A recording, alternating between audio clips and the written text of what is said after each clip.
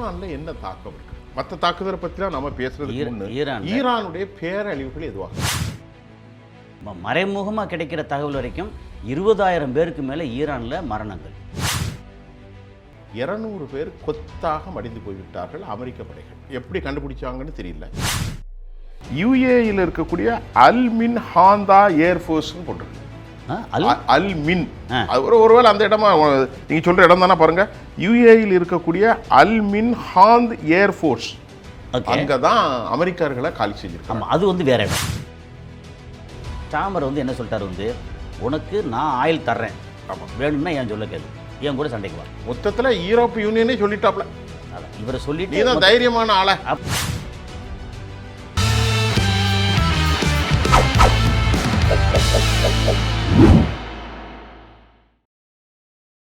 உலகத் தமிழர்கள் அனைவரையும் ஜெம் தொலைக்காட்சியினுடைய சர்வதேச பார்வை. இன்றைக்கி நம்முடைய வழக்கம் போல நம்முடைய கதைத்தலுக்கு அன்பிற்குரிய சர்வதேச பகுப்பாய்வாளர் தோழர் கசாலி அவர்கள் வந்திருக்கிறார். அவர்களை வரவேற்கிறேன். சார் வாங்க. சார் சார், நம்ம பேசுகிறதுல இன்றைக்கு சர்வதேச பார்வைகள் ஒரு பெரிய அளவில் அயலகத்திலும் கூட தாக்கத்தை ஏற்படுத்தியிருக்கிற காரணம் ஒரு பார்ஷியாலிட்டி இல்லாமல் இல்லை, எந்த பக்கமும் ஒரு சாயாமல் நடுநிலையாக சொல்கிறீங்க.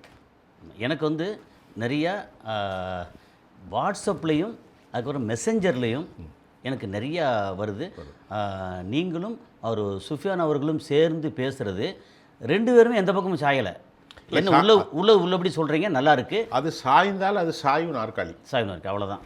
சரி, இப்போ ஈரானில் முதல்ல நான் கேட்குறது, இந்த 16,000 18,000 20,000 என்று சொல்கிறார்கள். இது குண்டுகளை போட்டது. குண்டு போட்டு 18,000 குண்டு சொல்கிறாங்க. 16,000 குண்டு 18,000 குண்டு, அது இன்ஃபினிட்டி. இப்போ இதனுடைய தாக்கத்தை முதல்ல பேசுவோம். ஈரானில் என்ன தாக்கம் இருக்கு? மற்ற தாக்குதலை பற்றிலாம் நம்ம பேசுறதுக்கு முன்னு ஈரானுடைய பேரழிவுகள் எதுவாக இருக்கும்? ஈரானில் முக்கியமாக டெஹ்ரான். ஓகே, அங்கே மக்கள் வசிக்கிற இடத்துல இருந்து அத்தனையும் ஏகப்பட்ட நாசம்.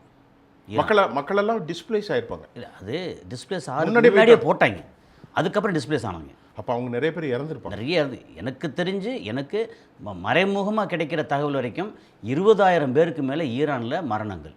ஆனால் ஈரானுடைய அஃபிஷியலாக 3,500 தான் சொல்கிறாங்க. 20,000 பேர் காயம்பட்டதாகவும் 600 பள்ளிகள் நாசி செய்யப்பட்டதாகவும், அதே மாதிரி பல நூற்றுக்கணக்கான மருத்துவமனைகள் வந்து நோயாளிகள் எவாக்குவேஷன். ஆமாம், இது வந்து எப்படின்னா, மருத்துவமனை அடிச்சிருவாங்களோ, பள்ளியில் ஸ்கூலில் அடிச்சிருவாங்களோ அப்படின்னு பயந்து இருக்கும்போது இவங்க வேணும்னு நெத்தன்யாகுவோட முக்கியமான விஷயம் என்னென்னா, அவங்க கோழைகள் என்ன செய்வாங்கன்னா, கையாலாகாத சாதாரண அது அன்னாம்டு இருப்பாங்க இல்லையா, கையில் ஆயுதம் எதுவும் இல்லாத பொதுமக்கள், அவங்கள தான் போட்டு அடிப்பாங்க. வீரன் என்ன செய்வான்னா, சாதாரண பொதுமக்கள் வந்தாங்கன்னா விட்டுருவான், நேருக்கு நேர் வந்து மோதிடா அப்படின்னு சொல்லுவாங்க. சரி, இப்போ ஒரு கேள்வி. இப்போ நீங்கள் சொல்கிறீங்க அவர்கள் கோழைகள் பிள்ளைகளை கொலை செய்கிறார்கள். யாரா? ஈரானில். ஆமாம், ஒரு 170 பிள்ளைகளே கொலை செய்தார்கள். ஆமாம், 168 + 12 டீச்சர்ஸ். பரவாயில்ல, ஒரு 180 200 பிள்ளைகள் வச்சுக்கிட்டோம். இப்போ நேற்று ஒரு சம்பவம், இதற்கு பழிவாங்குவதற்கு யுஏஇயில் கெமிகாஸ் வகை ஏவுகணைகளை வீசி 200 பேர் கொத்தாக மடிந்து போய்விட்டார்கள் அமெரிக்க படைகள். எப்படி கண்டுபிடிச்சாங்கன்னு தெரியல. துல்லியமான தாக்குதல் யுஏ. இதில் வந்து ஒரே ஒரு விஷயம்தான். இதை பற்றி தகவல் உங்கள்கிட்ட இருக்கா? தகவல் இருக்குது. ஆமாம், அது யுஏயில் அங்கே சத்வா பக்கத்தில் அல்படான்னு ஒரு இடத்துல போட்டது. கரெக்ட்.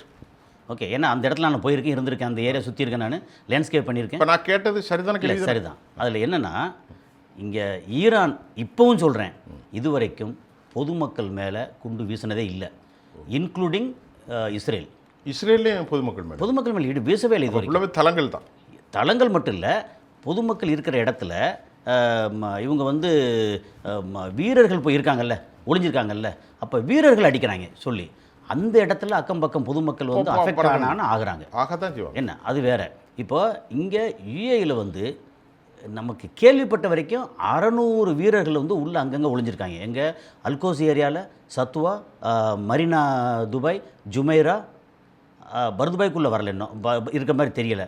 இந்த மாதிரி ஏரியாக்களில் ஒரு சிங்கிள் ஸ்டார் 2 ஸ்டார் ஹோட்டல், அப்புறம் ஏதாவது வீடு அப்படின்னா அங்கே அவங்களால வெளிப்படையாக ஐ எம் அமெரிக்கன் அப்படின்னு சொல்லிட்டு வர முடியலை. இருந்தால் எப்படியாவது தகவல் போயிருது. அந்த தகவலில் முக்கியமானது ஒரு காமெடி டைப்பில் இருந்துச்சு. என்ன தெரியுமா, இவங்க வந்து ஒரு ஹோட்டலில் உட்காந்துருக்காங்க. உட்காந்துட்டு அவங்க இந்த மாதிரி நம்ம ஸ்விக்கியில் ஆர்டர் பண்ணுவோம்ல, இது மாதிரி சைனீஸ் ஆப்பெல்லாம் அங்கே இருக்குது. அந்த ஆப்பில் வந்து ஆர்டர் பண்ணுறாங்க, ஃபுட்டு ஐட்டங்களை ஆர்டர் பண்ணுறாங்க. ஆர்டர் பண்ண பேர் யார், அந்த பேர் பார்த்த உடனே ஆர்டர் பண்ண உடனே அந்த பேரை பார்த்துட்டு உடனே டீட்டெயில் எடுத்துறாங்க சைனாக்காரன். எடுத்து இவன் அமெரிக்கன், இவன் பேஸெல்லாம் வந்துடும்ல. ஃபுட்டு ஆர்டர் பண்ணுறதுக்கு நிறைய எடுக்கிறாங்களாம். வல்லவனுக்கு வல்லவனுக்கு புல்லும் ஆயுதம். ஆமாம், ஏன்னா இந்த இதைத்தானே அவங்க செஞ்சாங்க. ஆனால் உங்கள்கிட்ட ஒரு முக்கியமான கேள்வி இருக்குது, இதை முடிச்ச பொறுத்து தான் கேட்க. அப்போ இந்த மாதிரி எங்கெங்கே இருக்காங்களோ அங்கே அடிக்கிறாங்க. நேற்று வந்து அங்கே நமக்கு வந்த நேரடியாக ஃபோனில் வந்த தகவல் கூட, அதுக்கப்புறம் நமக்கு வந்து வாட்ஸ்அப்பில் வந்த தகவல் கூட எப்படின்னா, வாட்ஸ்அப்பில் என்ன சொல்கிறேன், இப்போ முக்கியமாக எந்த ஃபோட்டோஸ் வீடியோஸ் எதுவும் அனுப்பிச்சிடாதீங்க அப்படின்னு சொல்லிட்டேன் நான். ஆனால் சில தகவல் டெக்ஸ்ட் மெசேஜ் கொஞ்சம் அனுப்புகிறாங்க. ஓகே, தமிழில் என்ன ஒன்று அப்படின்னா, இப்போ வந்து நம்ம பழைய துபாய் அப்புறம் புதிய துபாய் 2 இருக்குது. பழைய துபாய்ங்கிறது தேரா பர்துபாய், அப்புறம் இந்த பக்கம் வந்து கராமா ஒரு இட்டு அதை ஒட்டி, அப்புறம் டுவர்ட்ஸ் அபுதாபியில் அது வரும்போது பீச் ஓரமாக இருக்கிறதெல்லாம் Jumeirah 1, Jumeirah 2, Jumeirah 3. Okay, Jumeirah 3 எண்டில் தான் வந்து கடலுக்குள்ளே போட்டை வந்து நிமித்தி வச்ச மாதிரி ஒரு 7 star hotel, world number 1 7 star hotel, அது புர்ஜ் அல் அராப் அப்படின்னு. ஸோ இதை ஒட்டி அப்புறம் சேக்ஸா ரோடு போகும். அதுக்கு இடையில இந்த சைடில் உள்ளது வந்து பர்துபாயை தாண்டி நேராக வந்தோம்னா அங்கே ஒரு ரவுண்டானா இருக்குது, அது வந்து சத்துவா ரவுண்டானா, ரவுண்டோ போட் பேர் சத்துவா. சத்துவா SATWA சத்துவா. சத்துவாங்கிறது வந்து துபாயில், பழைய துபாயில் ரொம்ப ஃபேமஸ்ஸு. சத்துவா, ஜுமைரா, அதுக்கு இடையில உள்ள அல் படா அப்படின்னு ஒரு ஏரியா. இதெல்லாம் ஏன் முக்கியம் அப்படின்னா, லோக்கல் அரப்ஸ் நிறையா வாழ்கிற இடம், அந்த நாட்டுடைய மக்கள், அந்த நாட்டு மண்ணின் மக்கள். இதே இது வந்து நீங்கள் தேரா எடுத்திங்கன்னா லோக்கல் அரப்ஸ் வாழ மாட்டாங்க, குடும்பங்கள் கிடையாது. பர்துபாயில் கிடையாது, கராமாவில் கிடையாது, அங்கே எல்லாம் இந்தியன் நிறையா இருக்காங்க. ஓகே, அதே மாதிரி நீ கிசஸ் போனீங்கன்னா அந்த பக்கம் ஏர்போர்ட் இருக்குது. ஏர்போர்ட்டுக்கு வந்து ஷார்ஜா சைடு கிசஸ், அப்புறம் ஏர்போர்ட் வந்து துபாய் சைடு ரஷீதியாவில் லோக்கல் அரப்ஸ் நிறையா இருக்காங்க. அப்புறம் ரஷீதியா அந்த ஏரியாவில் தான் வந்து மன்னரோட அரண்மனை அப்படின்னு. ஸோ இந்த மாதிரி ஒரு இதோட லேண்ட்ஸ்கேப் இப்படி இது எடுத்திங்கன்னா, நம்ம இந்தியன் இருக்கிற இடம் வந்து பழைய துபாயில். இப்போது பழைய துபாயில் தனித்தனி இண்டிபெண்ட் வீடுகள் இருக்கு இல்லையா, பங்களாஸ், அது வந்து இந்த சத்வா, ஜுமைரா இந்த ஏரியா ரீஜனில் இருக்குது. ஏன்னா அங்கே நான் நிறைய லேண்ட்ஸ்கேப் பண்ணியிருக்கேன், இது தெரியும். அதில் அல் படான்னு ஒரு ஏரியா, அங்கே வேறு இந்தியன் இருப்பாங்க. யார் தெரியுமா, மல்டி பில்லியனர்ஸு. சிந்திஸ் இருக்காங்கல்ல, சிந்திஸ் இருக்காங்க, ஒரு சில மலையாளிகள் இருக்காங்க, நிறைய சிந்திஸ். அது இண்டிவிஜுவல் வீடு. அவங்க பெரிய தொழிலதிபர்கள், பெரிய தொழிலதிபர், கம்பெனியில் CEO அப்படி இருப்பாங்க, பெரிய ஆள், பெரிய. அது போக பிரிட்டிஷ்காரர் இருக்காங்க, அமெரிக்கன் இருக்காங்க, யூரோப்பியன் இருக்காங்க. ஸோ இவங்க எல்லாம் வந்து யூரோப்பியன் வந்து அவனுக்கு தனி வீடு வேணும் அப்படின்னு கேட்பாங்க. இது இல்லாமல் அப்புறம் புதிய துபாயில் வந்து நிறையா மெடோஸு அது சொல்லி நிறைய ஒரு காலனி மாதிரி இருக்குது. இப்போ இவர்களை எங்கே சிக்கினாங்க, அது என்னென்னா, இப்போ அங்கே பேஸ் இருக்கு இல்லையா, அலைன் போகிற வழியில் அமெரிக்காவோட பேஸில் கிட்டத்தட்ட 4000 வீரர்கள் நினைக்கிறேன், 3500 4000 பேரும் அமெரிக்கன் பேஸ் இருக்குது. அமெரிக்கன் பேஸ் அங்கே பெரிய பேஸ் இருக்குது, பெரிய பேஸ். ஆமாம், அதுக்குள்ளே நான் ஏற்கனவே போயிருக்கேன் நான் அங்கே. ஓகே, அது ஸோ அந்த பேஸில் இருந்து அந்த வீரர்கள் வந்து அங்கே வளைச்சி அடித்தோன்னா அந்த வீரர்கள்லாம் வெளியே வந்துட்டாங்க. வெளியே வந்து எங்கே தங்க முடியும், அவங்களுக்கு வந்து இதில் ஸ்டார் ஹோட்டலில் போயிருந்தாங்க. அந்த ஸ்டார் ஹோட்டலை நோக்கி அடிக்க வந்தாங்க. அப்போது ஸ்டார் ஹோட்டல் வந்து பாதுகாப்பு இல்லை அப்படின்னு ஸ்டார் ஹோட்டலில் இருக்க மற்ற ஆட்களும் பிஸ்னஸ் பீப்புள் எல்லாமே எவாக்குவேட் ஆகிட்டாங்க. ஓகே, ஸோ இந்த மாதிரி ஒரு சூழலில் வந்து அவங்க தங்குறதுக்கு இடம் வேணும். நிறைய பேர் வந்து ஃப்ளைட்டை பிடிச்சி அங்கே பிடிச்சி ரோடு வெளியே போயிட்டாங்க நிறையா. ஏன்னா ஒமான் வழியே எக்கச்சக்கமாக வெளியே போகிறாங்க. ஓகே, ஓமானில் வந்து நம்ம இதில் மஸ்கட்டு, ரூவி அப்படின்னு அங்கே வந்து மஸ்கட்னா ஓமனுடைய தலைநகரா, ஓமனோட தலைநகர் மஸ்கட். ஓகே, இன்னொரு பெரிய சின்ன நாடுகள், பெரிய நாடு மஸ்கட். ஓமான் பெரிய நாடு, அதில் மஸ்கட் தலைநகர். பஹ்ரைன் சின்ன நாடு இல்லை, பஹ்ரைன் ரொம்ப குட்டி, ரொம்ப குட்டியாக ஒரு தீவு. ஆமாம், பெரிய தீவு வந்து கத்தார். சரி, இந்த மாதிரி அங்கே ஓமான் வழியே நிறைய வெளியே போகிறாங்க. இருக்கிற ஆட்கள் இருக்காங்கல்ல, அவங்க எங்கே தங்குறது, ஹோட்டலுக்கு போனால் பயப்படுறாங்க. அமெரிக்கன் வந்து ஹோட்டலில் இடம் கிடையாதுன்னு சொல்ல முடியாது அந்த நாட்டில். அது வந்து என்ன ஆகும்னா ரேஷனலிசம் வந்துடும், பிரச்சனை வந்துடும். அந்த நாட்டு சட்டத்துக்கு எதிரானது. எந்த நாடமாக இருந்தாலும் யாரையும் வந்து நீங்கள் தங்கக்கூடாது. நம்ம முன்னாடி பிரிட்டிஷ்காரன் போட்டாங்கல்ல, dogs and Indians are not அலோடுன்னு சொல்லி முன்னாடி போட்டாங்கல்ல, அந்த மாதிரி ஆகிடும். அதனால் அங்கே வந்து யாரையும் வந்து எந்த ஹோட்டல்லையும் யாரையும் தங்கக்கூடாதுன்னு அலோவ் பண்ண சொல்ல முடியாது. இந்த ஒரு சின்ன கேள்வி, தங்கக்கூடாதுன்னு சொல்ல முடியாது, அவங்களுக்கு கொடுத்து தான் ஆகணும். கொடுத்தாங்க. அப்போது கொடுக்கும்போது அங்கே அமெரிக்கன் அங்கே இருக்காங்கன்னு தெரிஞ்சுன்னா அதை நோக்கி ட்ரோன் வருது. அப்போ என்ன செய்யறது? ஒரு சின்ன கேள்வி, இப்போ இந்த இடத்த நான் இப்போ பேசும்போது இடத்த தான் தெரில, உங்களுக்கு கொஞ்சம் டிஸ்டர்ப் பண்ணது இருக்கக்கூடாது. இல்லை, ஓகே. யுஏயில் இருக்கக்கூடிய அல் மின் ஹாந்தா ஏர்ஃபோர்ஸ்னு போட்டிருக்கு. அல் மின். ஒருவேளை அந்த இடமா நீங்க சொல்ற இடம் தானே பாருங்க. யுஏஇல் இருக்கக்கூடிய அல் மின் ஹாந்த் ஏர்ஃபோர்ஸ், அங்கதான் அமெரிக்கர்களை காலி செஞ்சிருக்காங்க. அது வந்து வேற இடம். நான் இது வந்து அல்பாதாங்கிறது வந்து ரெசிடென்ஷியல் ஏரியா. நான் சொல்றது அல் மின் ஹாந்த் ஏர்ஃபோர்ஸ். அல் மின் கான் ஏர்போர்ட். ஓகே. ஏர்ஃபோர்ஸ்ல தான் 200 பேர் ஒரே அடியில காலி. ஆமா, அது வந்து தனி இடம். அது தனி கெமிக்கஸ். கமிகாஸ். அந்த கமிகாஸ்னா இது என்னது, நம்ம ஷாகித் என்னது? ஆமா, கமிகாஸ் ட்ரோன் தானே அது. அது ட்ரோன் தான். கமிகாஸுங்கிறது ஒரு ஸ்டைல், ஒரு டைப். ஆமா ஆமா, அது கொஞ்சம் வல்லமை உள்ளது, பயங்கர வல்லமை உள்ளது. அது எம்கியூ ரீப்பர்லாம் சொல்லுவாங்க. அதில் தான் ஒரே அடி சார் 200 பேர் காலி. மொத்தமாக உட்காந்தா மொத்தமாக நின்றுருக்காங்க. மெஸ்ஸில் இருந்திருப்பாங்க, உட்காந்துட்டு நின்றுருப்பாங்க. இதில் ஒரு முக்கியமான உங்கள்கிட்ட கேள்வி. ஓகே. இதுக்கு முன்னாடி எப்படியெல்லாம் இஸ்ரேல் செய்ததோ அதே தொழில்நுட்பத்தை இவங்க அதே தான். நீ வந்து என்ன பண்ணியோ அதை அப்படியே பண்ணுறேன். ஒரே ஒரு வித்தியாசம், நான் வந்து குழந்தைகளையும் பிள்ளைகளையும் பெண்களையும் அடிக்கலை, வீரர்களை அடிக்கிறேன், கம்பெனிகளை அடிக்கிறேன். இப்போ என்ன சொல்லியிருக்காங்க, இப்போ வந்து அமெரிக்கன் கம்பெனிகள் இருக்குல்ல, அந்த கம்பெனிகள் வந்து நீ வந்து இங்கே என்னோட பெரிய தலைவர்கள் நிறைய பேர் போட்டேல, இதுக்கப்புறம் தலைவர் அப்பப்போ நீ போடுறேல்ல, ஒரு தலைவருக்கும் ஒரு அமெரிக்கன் கம்பெனி. அதை வந்து உங்களுக்கு ஏற்கனவே ஃபார்வர்டு பண்ண சொல்லுங்கள். அது என்னென்ன கம்பெனி அப்படின்னா, ஒரு தலைவர்களுக்கும் ஏப்ரல் 1ஆம் தேதியிலேருந்து போட போகிறேன். என்ன இன்னையிலேருந்து அப்போ பெரிய பொருளாதார சிக்கலாயிரும். சாதாரண சிக்கல் இல்லை, அமெரிக்கன் கம்பெனி சார். அதை சொல்லுங்கள் சார். சிஸ்கோ, ஹெச்பி, அது Hewlett Packard, HP, Intel, Oracle, Microsoft, Apple, Google, அப்புறம் மெட்டா, நம்ம ஃபேஸ்புக்கு மெட்டா, அதுக்கப்புறம் வந்து ஐபிஎம், டெல்லு, பலண்டிர், அப்புறம் என்விடியா தான் வந்து சைனாவுக்கும் அமெரிக்காவுக்குமே பெரிய வார் வந்தது. என்விடியா. அதுக்கப்புறம் வந்து ஜிபி மோர்கன் பெரிய ரொம்ப பெருசு. டெஸ்லா காரு, அது தெரியாம இல்லை. அப்புறம் ஜிஇ, ஜெனரல் எலக்ட்ரிக்கல். ஆமாம்.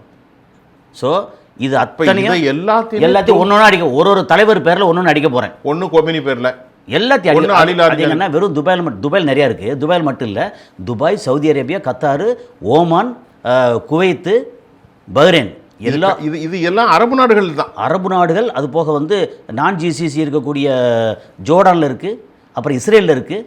எல்லாத்தையும் அடிச்சிடுவாங்க. அது இப்போ சிஸ்கோ அப்படின்னா அத்தனை சிஸ்கோ அடிக்க போகிறோம் சார். இந்த ஒரு சின்ன விஷயம் சார். ஓகே. நம்ம அந்த போர்களை பற்றியே பேசிகிட்டு இருக்கோம், எங்கெங்கே தாக்குறேன்னு. அதை தாண்டி இந்த யுக்தி எனக்கு ரொம்ப வித்தியாசமாக தெரியுதுல்ல. எப்படி இப்போ இதுவரைக்கும் இராணுவத்தோடு மோதுவார்கள், தளங்களை அடிப்பார்கள், இப்படி தான் இருந்துச்சு. ஆனால் இந்த முறை ஈரானுடைய இந்த செயல்பாடு, எங்கே அடித்தான் என் காலியாவியோ, எந்த பொருளை டாலரை வச்சு நீ இருக்கியோ அதை காலி பண்ணுறோம். அதுக்கும் காரணம் அவங்க தான். என்னென்னா, அவங்க கெமிக்கல் ஃபேக்ட்ரி அடித்தா இவங்க கெமிக்கல் ஃபேக்ட்ரி அடிக்கிறாங்க. ஆமாம், கண்ணுக்கு கண், பல்லுக்கு பல். அதே தான். இப்போ வந்து நீ வந்து எங்களோட பொருளாதாரத்தை தடை பண்ணி எல்லாம் பண்ணல, உங்களோட பொருளாதாரத்தை நான் வந்து உடைக்கிறேன் அப்படின்னு பொருளாதாரத்தை உடைக்கிறதுல இந்த மாதிரி கம்பெனிகள் இங்கே அடித்தா அவங்களுக்கு எத்தனை லட்சம் கோடி இழப்பாக இருக்கும். $1 ட்ரில்லியன், லட்சங்கள் கோடி. இல்லை, பில்லியன் போது ட்ரில்லியனாக கன்வெர்ட் ஆயிரும். இப்போ ஒரு முக்கியமான விஷயம், இது வரைக்கும் வராத விஷயம் உங்கள்கிட்ட ஒன்று சொன்ன முடியல. ஆமாம், அதை இப்போ கேட்க போகிறேன். ஓகே. அதுக்கு வந்து நீங்கள் வந்து பதிலாம் தேவையில்லை, நான் சொல்கிறதே சொல்லலாம். ஓகே. ஈரான் நேற்று அஃபீஷியலாக அறிவிச்சிருக்காங்க. Iran official. ஓகே. எங்கள் தலைவர்களை இவர்கள் எப்படி கொள்கிறார்கள் என்று இதுவரைக்கும் நாமளும் தெரியாது, மௌனமாகத்தான் இருந்தது. உளவாளிகள் காட்டி கொடுக்கிறார்கள், உள்ளே பூந்துட்டார். ஆனால் நேற்று சொல்லியிருக்காங்க, ஏஐ தொழில்நுட்பத்தின் மூலம் குறிவைக்கிறார்கள் என்பதை ஈரான் கண்டுபிடித்து விட்டார்கள்.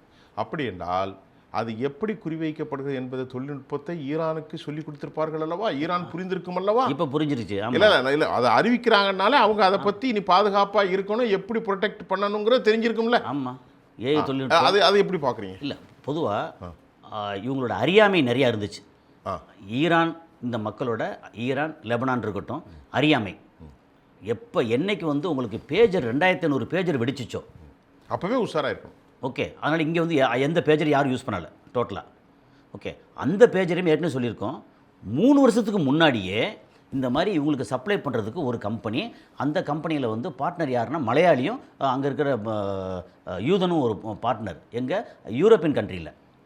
அது வந்து ஜப்பான்லேருந்து நினைக்கிறேன், ஜப்பானா தைவானா, அங்கே அந்த பையனை ஆளே காணும், அவன் தப்பி போயிட்டான். அவதான். அந்த மாதிரி 3 வருஷத்துக்கு முன்னாடி இவங்க வந்து உள்ளுக்குள்ளே சின்னதாக வந்து வெடிகுண்டை வச்சு ரெடி பண்ணி என்னைக்கு முடியும் அன்னைக்கு வந்து ட்ரிகர் பண்ணி விடுவோன்னு சொல்லி எந்த அளவுக்கு பிளான் பண்ணாங்க. 2 கிராம் 1 கிராம் தான் வச்சு, அவ்வளோதான். ஆனால் அது வந்து வெடிச்சது வயிற்று குடல் வெளியே வந்துச்சு, மூஞ்சி அடிச்சிச்சு. ஓகே. தொடலம் எடுத்து அது என்ன எடுத்து அடி பார்த்தோன்னா டம்மால் அடிச்சு மூஞ்சி போச்சு.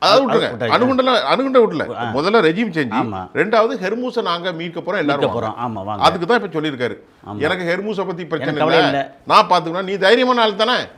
முந்தா நாள் இன்னொன்று சொல்லியிருக்காரு, நம்ம வந்து ஈரானில் போட்டு அடித்து சளிச்சு போச்சு, முடியாது, ஹெர்மூஸ் நமக்கு எதுக்கு, அது ஹெர்மூஸ் கிடைக்காட்டாலும் பரவாயில்ல, விட்டு பேசாமல் நம்ம வந்து நம்ம வேலையை பார்க்க வந்துடுவோம் சார். இது கீழே விழுந்து மீசையில் மண் விட்டாங்க தானே சார். அதாவது தோல்வியை வந்து அப்பட்டமாக ஒத்துக்கிறது. அதான் சார். ஓகே, அதை என்ன போட்டிருந்தாங்கன்னா, ஓவர் நைட் மொத்தம் ஒரு மிகப்பெரிய ராஜ்யம் சரிந்தது. அன்றைக்கி நைட்டு அவர் பேசிட்டு உள்ளுக்குள்ளே பேசிட்டு வெளியே வர்றாங்க. வால் ஸ்ட்ரீட் ஜேர்னல் வந்து கேட்குறாங்க, ஆமாம் நீங்கள் வந்து இது ஹர்மோஸை வந்து மீட்காமல் அப்படியே விட்டு வர்றதா பேசுகிறீங்களாமே. இப்போ தானே உள்ளே பேசிட்டு வந்தேன், அதுக்குள்ளே எப்படி அவங்களுக்கு வந்துச்சு? அப்போ அவங்களுக்குள்ளே எலக்ட்ரானிக் டிவைஸ் வச்சுருப்பாங்கல்ல. வால் ஸ்ட்ரீட் ஜேர்னல் இருந்தாலும் பேசிட்டு அதை உள்ளே ஆள் இருப்பாங்க. நம்ம எப்படி அந்த இது பேக்கரி அக்கா வச்ச பேக்கரி மாதிரி தான். என் கூட தானே படுத்து கிடக்கான் காலையில், வீரபாகு என் கூட தான் படுத்து கிடக்கு, எப்படியா வந்து போச்சு அப்படின்னு சொன்ன மாதிரி இங்கே வந்து. சார், இப்போ நம்ம வந்து ஏஐ பற்றி பேசிட்டோம். இப்போ ஹெர்மூஸ் வந்து அவர் வந்து நீங்கள் சொன்ன கதையை செய்தியை பார்க்கும்போது அமெரிக்காவுக்கு ஹெர்மூஸை மீட்க முடியாது. முடியாது. ஆனால் உள்ளே போனால் மரணம் பயங்கரமாக இருக்குமா. அது மட்டும் இல்லாமல் கர்கிலையும் இறங்கல, அப்படி தான். கர்கில் இறங்க முடியாது. கர்கில் இறங்கினான்னா காலி. அது வந்து பேசாமல் வந்து அங்கே குழி தோண்டி தற்கொலைக்கு சமம். அவ்வளோதான். ஏன்னா இவன் போனால் 10,000 போனான்னா அவன் 10 லட்சம் பேர் இருக்கான். அது 10 லட்சம் பேரே வேண்டியதில்லை. 10 லட்சம் தேவை. அங்கே வந்து சூசைடல் ட்ரோன் இருக்குது, சூசைடல் போட் இருக்குது, இன்னும் என்னெல்லாமா இருக்கும் இல்லை நமக்கு தெரிஞ்ச சூசைடல் ட்ரோனு, சூசைடல் போட்டு. அது இல்லாமல் இந்த தோலில் வச்சு அடிக்கிற இது இருக்குல்ல, ராக்கெட் இருக்குல்ல, ராக்கெட் லான்ச்சர், அது வந்து சைனா கொடுத்துருக்கான், ஆயிரக்கணக்காக லட்சக்கணக்காக கொடுத்துருக்கான். சரி, ஆமாம். அதை வச்சு ஹெலிகாப்டர்லேருந்து இது இறங்கும்போது, இல்லை ஃப்ளைட்லேருந்து இறங்கும்போது, பேராசூட்டில் இறங்கும்போது அடிப்பாங்கல்ல. அதனால் மொத்தத்துக்கு கீழே வரும்போது உயிரோட குதிப்பாங்க, பொணமா கீழே விழுவாங்க. இப்போ அங்கே நம்ம போகக்கூடாது, நம்ம வந்து எல்லாம் சொல்லிட்டாங்க, அது ஒத்துக்கிட்டாங்க. நமக்கு ஈரானுக்கு சம்மந்தம் இல்லைப்பா, சம்மந்தம் இல்லை. சரி, இப்போ இன்னொரு அடுத்து வருது. அப்புறம் இல்லை, இதுக்குள்ளே ஒன்று சொல்லி அப்புறம் சொல்லு. இப்போ வந்து இஸ்ரேலுக்கும் அமெரிக்காவுக்கும் பெரிய லடாய் போய்கிட்டு இருக்கு. ஒன்னால தான்டா நான் வந்து இங்கே வந்து இப்படி பாட போயிட்டு இருக்கு. ஆனால் இப்போ என்ன சொல்கிறாங்கன்னா, இவர் வந்து வேண்டாம், நான் வந்து ஈரான் விட்டு வெளியே வந்துடுவோம் அப்படின்னா, அது எப்படி வெளியே வர போச்சு அப்படின்னு இஸ்ரேலுக்கு, ஒன்னால தான் நான் வந்து இங்கே கெட்டு போனேன். ஆனால் அவர் மட்டும்தானே இவருக்கு ஆதரவு. யாரு? பெஞ்சமினுக்கு டொனால்ட் ட்ரம்ப் மட்டும் இப்போ இல்லை, இன்னைக்கு அதான பிரச்சனை. அவர் இல்லையா? ஆமாம், ட்ரம்ப்புக்கும் நெதன்யாவுக்கும் தான் பிரச்சனை ஓடிட்டு இருக்கு இன்னைக்கு. அங்கே தான் திட்டுவாங்களே எல்லாரும். திட்டுனா சாதா திட்டு இல்லை, அவன் உண்மையில விட்டால் ட்ரம்ப்பை பொறுத்து தள்ளிடுவாங்க, அந்த கொலவரில் இருக்காங்க. இப்போ கடைசி செய்தி. ஓகே, நேரங்கறி தான், வேற ஒன்று நிறைய இருக்குது. கல்யாணம் வீட்டில் கல்யாணம் நடக்கும்ல. ஆமாம். கல்யாணம் நடந்து சாயந்தரம்லாம் கல்யாணம் முடிஞ்ச பிறகு அந்த வீட்டுடைய வாப்பிளையோட அப்பா உட்காந்துருப்பாரு. அப்புறம் யார் வருவா அவரை பார்க்குறதுக்கு? பாத்திரக்காரன், பந்தல்காரன். அந்த பந்தல் போட்டோம் எல்லாரும் என்ன செய்வான்? துண்டை நீட்டுவான். ஆமாம், காசு கொடுத்துக்கிட்டே இருப்பாரு. நான் பார்த்துருக்கேன். ஆமாம். இப்போ மார்க்கோ ரூபியோ என்ன சொல்கிறாரு? எப்பா புரிஞ்சிருச்சு, அவ்வளோதான். உங்களுக்காக தான் நாங்கள் போர் செஞ்சோம். ஓகே, யாருக்கு? அரபு நாடுகளுக்கு. அரபு நாடு. ஆமாம். பில்லு எங்களுக்கு தாங்க. பில்லு பணம் முடியலன்னு வைங்க, ஆயில தந்துருங்க, நாங்கள் எடுத்துக்கிறோன்னு வெளிப்படையாக சொல்லிட்டோம். இதை விட ஒரு மோசமான. சரி, அப்போ இதில் இன்னொரு செய்தி சொல்லிடுறோம். நம்ம முகமது பின் சல்மான் நேற்று நைட்டு, அது தெரியாது, அறிக்கை விட்டுருக்காரு. என்ன சொல்லியிருக்காருன்னா, எங்கள் பாதுகாப்புக்கு நீங்கள் வந்தீங்க, உங்கள்கிட்ட வந்து 50 லட்சம் கோடிக்கு வந்து நாங்கள் ஆயுதங்கள் இதெல்லாம் வாங்குகிற ஒப்பந்தம் போட்டோம், இப்போ அந்த ஒப்பந்தம் அத்தனையும் கேன்சல். கதை முடிஞ்சது இன்னைக்கு வந்துருச்சே. ரொம்ப முக்கியமான செய்தி நீங்கள் சொன்னதுலே முக்கியமான. அது ஏன் நானே இன்னைக்கு கேள்வி கேட்டதுனால நீங்கள் சில விஷயத்தை சொல்லல, அதை சொல்லி முடிச்சிருக்கேன். இப்போ நேரம் முடிஞ்சது, அவ்வளோதான். அப்போ ஒப்பந்தம் கேன்சல். ஏன்னா அந்த ஆளை வந்து கெட்ட வார்த்தையில் திட்டினா சும்மா இருப்பாங்களா? ரொம்ப மோசமான வார்த்தை. அப்புறம் கெட்டது உலகம் பூரா போயிடுச்சு, எல்லாருக்கும் தெரிஞ்ச வார்த்தை. அதுதான் அவர் பேசுறது லைவ்ல போயிடுச்சு, எல்லா உலகம் பூரா எல்லாரும் தெரிஞ்சாலும் மன்னரை போய் பார்த்துட்டு அதை பிடிச்சி இப்படிலாம் சொல்லலாமா? ஆமாம், அதில் பீப் சவுண்ட் போட்டாங்க. அது அப்படி சவுண்டு போட்டால் கூட எல்லாரும் தெரிஞ்சு போச்சு. ஏன்னு போட்டானே. ஆமாம், அது புள்ளி முடிஞ்சு. அது என்னன்னா, அப்போ ஒப்பந்தம் கேன் சொல்லிட்டாங்க. நீங்கள் உங்களுடைய ஆட்களை என்ன சொல்லிட்டாங்க, எங்களுடைய பாதுகாப்புக்கு வந்தீங்க, உங்களுடைய தளத்தையும் உங்கள் ஆட்களையும் உங்களால் உங்களுடைய இது எக்யூப் பண்ணி உங்களால் பாதுகாக்க முடியல, வெப்பன்ஸை பாதுகாக்க முடியல, அப்படி சொல்லிட்டாங்களா? ஆமாம், வேற என்னது? அதனால் இந்த செய்தி எனக்கு புதுசில்லை சார். இந்த இருக்கேன், நான் உங்களுக்கு அனுப்புகிறேன். இது இன்னைக்கு நேற்று நைட்டு அவர் முகமது பின் சல்மான் சொல்லி இந்த ஒப்பந்தம் கேன்சல். இப்போது சவுதி ஒப்பந்தம் கேன்சல்னா அடுத்து கத்தார் ஒப்பந்தம் கேன்சல். சவுதி வந்து 50 லட்சம் கோடி, கத்தார் 100 லட்சம் கோடி, யுஏஇ வந்து 120 லட்சம் கோடி. கதை முடிஞ்சா கிட்டத்தட்ட 3 ட்ரில்லியனுக்கு மேலே போயிட்டு. சரி நேயர்களே, நம்ம இதோட முடிச்சுக்கலாமா? முடிச்சிடலாம், நாளைக்கு பேசுவோம். என்ன இல்லை, அடுத்தடுத்து வரும், நம்ம பேசுகிறது வந்துகிட்டே இருக்கு புதிய செய்திகள். ஆனால் இன்னொரு விஷயம் பாருங்க, 100 செய்தி நம்ம படிக்க முடியாது. ஆமாம், நீங்களும் 100 செய்தி படிக்க முடியாது. அப்போ எனக்கு தெரியாத செய்தி உங்களுக்கு தெரியுது, மாற்றி மாதிரி கலந்துட்டு நீங்கள் ஒரு 5 செய்தி, நான் ஒரு 5 செய்தி. ஆனால் நமக்கு அந்த குறிப்பிட்ட நேரத்திலே நேயர்களுக்கு கொடுக்கணும். நம்ம ஆட்கள்லாம் ரொம்ப இன்ட்ரெஸ்டாக இருக்குன்னு பார்ப்பாங்க. இல்லை என்னென்னா, நம்ம டீ கடையில் உட்காந்து பேசுகிறோம்ல ஜாலியாக, அதுதான் நம்ம நேர்களுக்கு ரொம்ப பிடிச்சிருக்கு. ஆனால் நிறைய பின்னூட்டம் வந்திருக்கு. இந்த காம்பினேஷன் ரொம்ப நல்லா இருக்குது, யதார்த்தம். இன்னொன்று, ஈரான் சார்பாகவும் பேசுறது இல்லை, தேவையில்லையே, அரபு நாடு சார்பாகவும் பேசுறது இல்லை, இவன் முஸ்லீம்னு பார்க்கறது இல்லை, அவன் யூதன்னு பார்க்கறது இல்லை, இவன் நல்லவனா நல்லவன், நல்லவன் இல்லைன்னு நல்லவன் இல்லை. அதில் பெரிய கூத்து ஒன்று மட்டும் சொல்லி முடிச்சிரும். ஓகே. அமெரிக்காவுடைய மார்க்கோ ரூபியோ ஒரு கருத்தை சொல்கிறார். இவர்கள் மதவெறி பிடித்தவர்கள். யார? அதாவது ஈரானியர்கள் ஷியா மதவெறியாளர்கள் என்கிறார்கள். அமெரிக்காவுக்கு நாம் இங்கிருந்து சில செய்திகளை நம்ம பேசுகிறதுல சொல்லுவோம். இது ப்ராமிஸ்டு லேண்ட், காட் எங்களுக்கு வழங்கிய பகுதி. யார் சொல்றா? எது? யூதர்கள் சொல்கிறார். ஆண்டவரால் எங்களுக்கு வாக்களிக்கப்பட்டது. பிப்லிக்கல் நாம்ஸ், பழைய ஏற்பாட்டின்படி அவர்கள் சொல்கிறார்கள். அப்படி என்றால் சிரியா எங்களுடையது, பலஸ்தீனம் எங்களுடையது, ஜோர்டான் எங்களுடையது, இப்படி போயிட்டு இருக்கும். எகிப்துல பாதி எங்களுது. எகிப்து வந்து என்னது? சினாய். அப்படி என்றால் இது மதவெறியா என்ன வெறி? இல்லை, அதாவது ஒரு விஷயம்தான் இதுக்கு. நம்ம சொல்ல பழைய பழமொழி இருக்குது, பைத்தியக்காரனுக்கு மற்றவங்க பார்க்குறவங்களாம் பைத்தியமாக தெரியவாங்களாம். சரி நேயர்களே, இன்றைக்கு நம்ம நிறைய பேசணும். இதுக்கு மேலே பேசுகிறதுக்கு நேரம் இடந்தரம் மறுக்கிறது. ரொம்ப அஃபிஷியலான நியூஸ் மட்டும் தான் உங்களுக்கு சொல்லியிருக்கிறோம். என்னென்ன விஷயங்கள்லாம் மீண்டும் நாளை அடுத்த விவகாரத்தில் நம்முடைய சிறப்பு விருந்தினர் தோழர் கஸ்ஸாலி அவர்களோடு உங்களை நான் சந்திக்கிறேன். அமர்வுக்கு வந்ததுக்கு ரொம்ப நன்றி. ரொம்ப ரொம்ப ரொம்ப மகிழ்ச்சி எனக்கு.